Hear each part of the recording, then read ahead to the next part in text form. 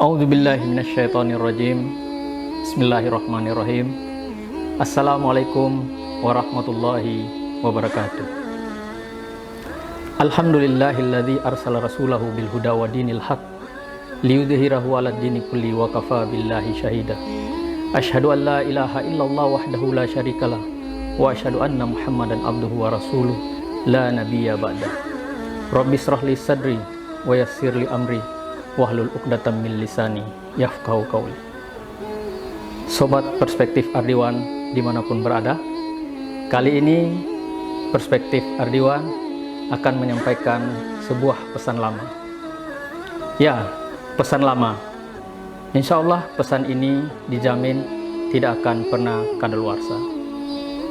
Allah Subhanahu wa Ta'ala berfirman, A'udzubillahi minasyaitonirrajim. Bismillahirrahmanirrahim. Walaqad wassaynal ladzina utul kitaba min qablikum wa iyyakum anittaqullah. Dan sungguh kami telah berpesan kepada ahli kitab umat sebelum kamu dan juga kepada kamu, bertakwalah kepada Allah. Ya, takwa adalah pesan lama, pesan yang disampaikan kepada umat terdahulu ahli kitab dan bahkan kepada umat Nabi Muhammad sallallahu alaihi wasallam.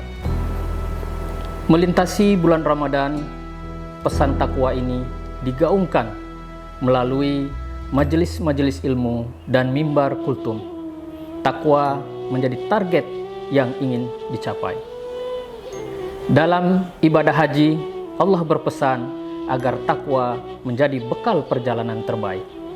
Sedangkan dalam ibadah kurban, Allah mengingatkan bahwa yang sampai kepada Allah adalah takwa, bukan daging ataupun darah dari hewan kurban tersebut. Bahkan di setiap Jumat, khatib selalu berwasiat melalui mimbar khutbah dengan wasiat takwa yang sebenar-benarnya. Ittaqullah haqqa tuqatihi. Aplikasinya menurut ulama tafsir ada 3, yakni hendaknya Allah ditaati dan jangan dimaksiati. Kemudian hendaknya kita selalu bersyukur kepada Allah dan jangan mengingkari atau kufur terhadap nikmat dan pemberiannya. Dan yang ketiga, Allah selalu diingat di mana dan kapanpun saja, dan jangan sekali-sekali kita melupakan Allah.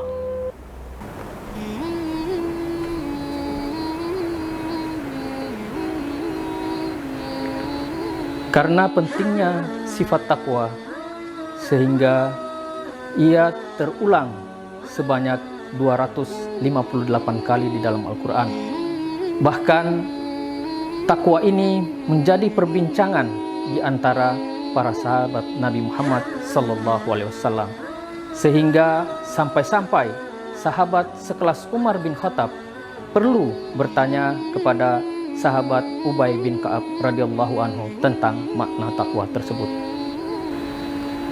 Sahabat Umar bertanya kepada sahabat Ubay bin Ka'ab, apakah arti dari takwa itu? Ubay menjawab, apakah Anda pernah berjalan di jalan raya yang penuh dengan duri? Umar menjawab, ya pernah. Lalu Ubay bertanya, apa yang akan Anda lakukan? Umar menjawab, saya akan bersiap-siap dan berjalan dengan berhati-hati. Lalu Ubay menyimpulkan, itulah makna dari takwa.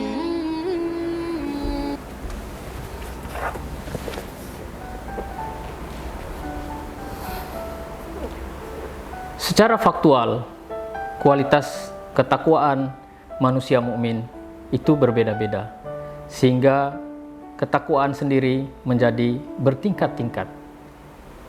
Mulai dari yang pertama, ketakwaan itu kita berusaha menghindari segala perbuatan dosa dan salah.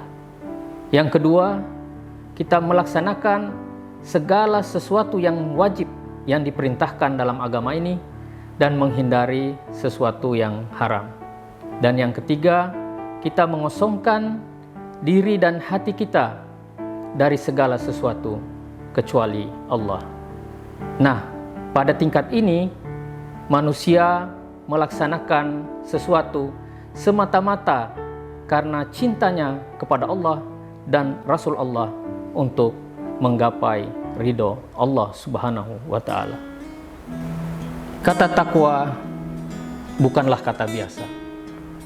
Kata takwa memang mudah diucapkan, namun sangat sulit diaplikasikan.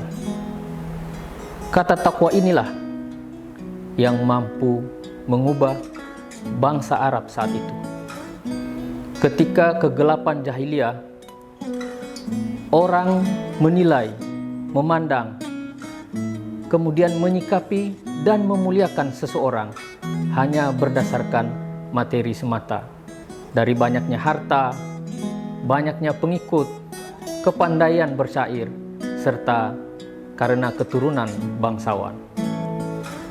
Kemudian datanglah sang pembawa risalah yang mengubah cara pandang bangsa Arab dengan konsep in akramakum indallahi atqakum, bahwa yang paling mulia di sisi Allah di antara kamu adalah orang yang paling bertakwa.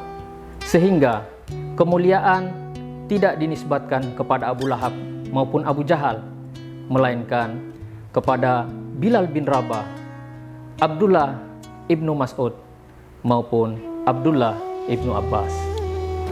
Pemerintah bahkan menyelenggarakan suatu sistem pendidikan nasional yang berupaya untuk mengembangkan potensi peserta didik untuk menjadi manusia yang beriman dan bertakwa serta berakhlakul karimah dalam rangka mencerdaskan kehidupan bangsa.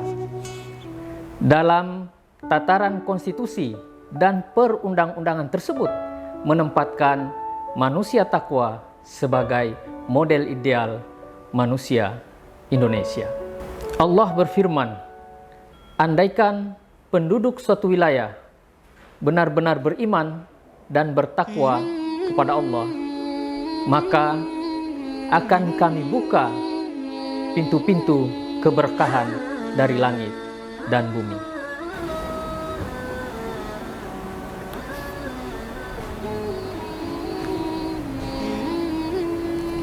Allah saja memuliakan orang-orang yang bertakwa, maka kita sebagai manusia juga wajib memuliakan orang-orang yang bertakwa. Semoga kita mampu meraih dan menjaga takwa serta bertakwa dimanapun kita berada. Allahumma inna as'alukal huda wattuqa wal afaf wal ghina. Nasrun minallahi wa fatun qarib fastabiqul khairat. Wassalamualaikum warahmatullahi wabarakatuh.